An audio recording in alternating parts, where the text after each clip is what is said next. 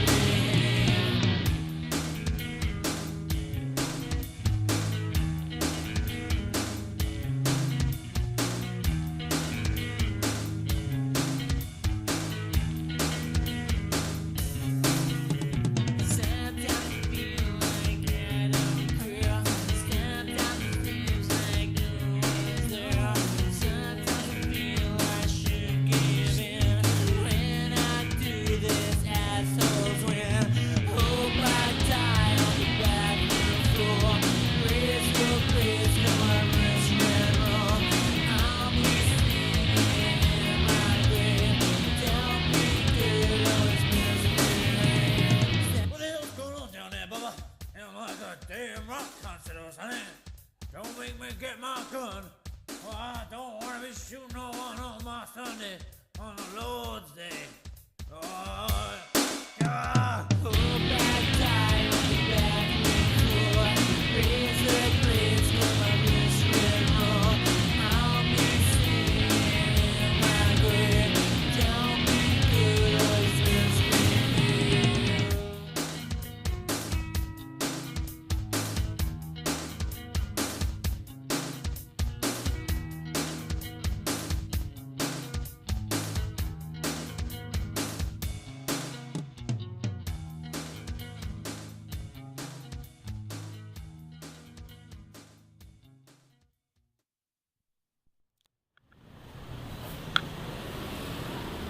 I've got to be honest, I alright fancy a beer and a lap dance.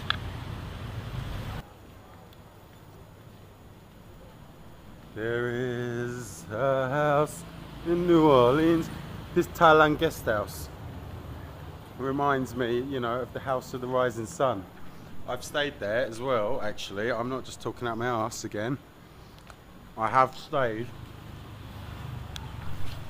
at the House of the Rising Sun in New Orleans. So there you go. Been everywhere this geezer he has. Watch his videos, they're wicked. That's what you'll all be saying to your mates.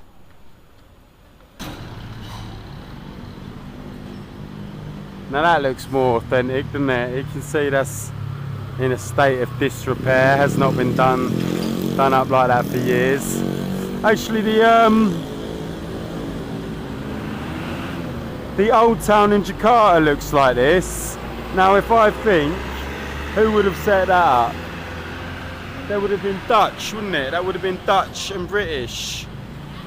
So perhaps they've had some kind of influence in this area as well.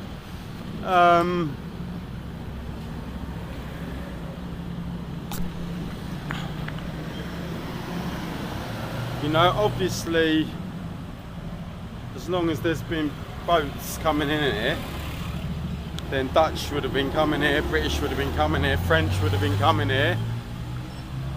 I guess Spanish. I don't know if Spanish came this way a lot. Although if you look at some of the women in like Indonesia, Cambodia, I would say that Spanish have definitely, you know, had a go at this part of the world. Not Thailand though. You don't really see people that look like that in Thailand.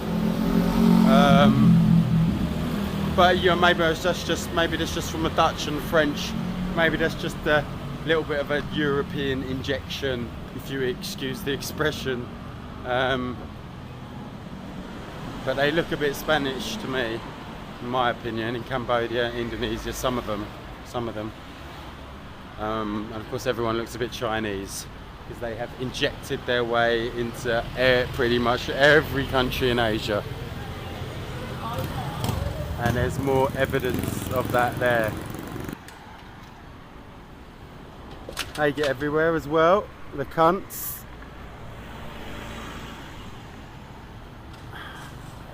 It's getting a bit boring now. Maybe it's getting a bit boring. Oh, hold the front page, hang on a minute. Boredom aside, that is a sight, isn't it? What is it? Buddhist Association of Phuket.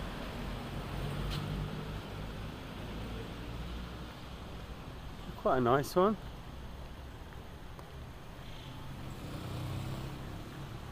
Well, I'm now wandering along Soi Taling Chan in Phuket Town. Alright, this is another good thing about my hostel. He's given me an extremely comprehensive map.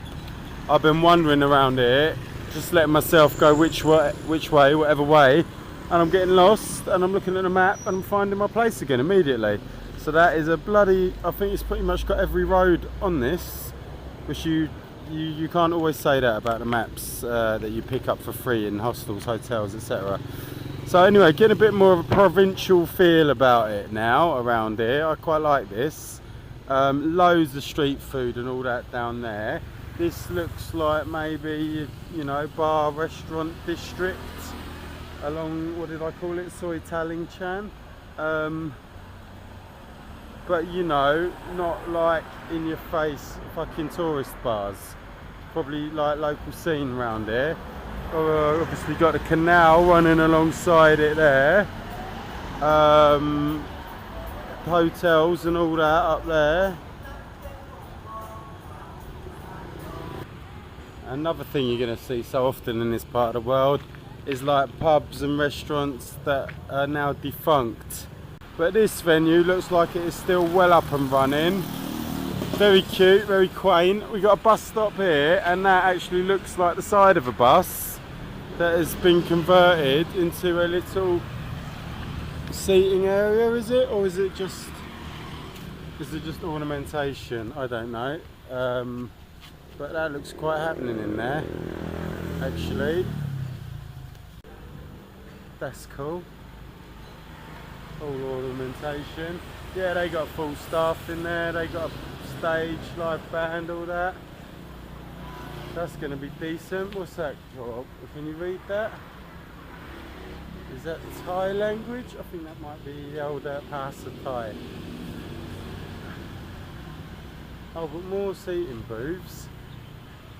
So, like, you know, even if it started absolutely chucking it down with rain, hello.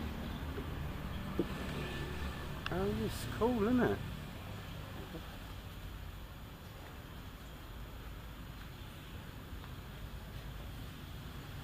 That's pretty cool, that is. I like that.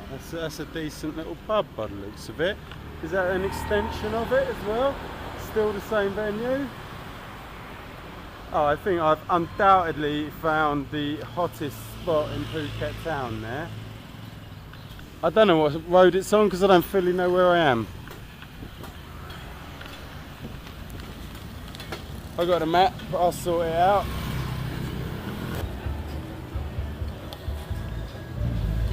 Oh, sorry. Okay, mate. So this is where I'll be staying tonight. Alright. Ananas Hostel, the way of the chic backpacker. That might be a bit of an overstatement, but it's quite interesting because it's just like a residential block really. This guy who owns this one has cleverly converted his into a hostel. So he's got a couple, 3 or 4 dormitory rooms, I think. 4 beds in each, I think. 350 a night I'm paying at the moment. Actually, it's not cheap really for a dormitory room in this country, I think. Probably pay about half that in Bangkok. But it is good service. There's a gentleman now. Hello, sir. How are you? Yeah, he speaks fluent English. He showed me, what is it, 3 times in a row? Yeah, Certificate of Excellence, TripAdvisor.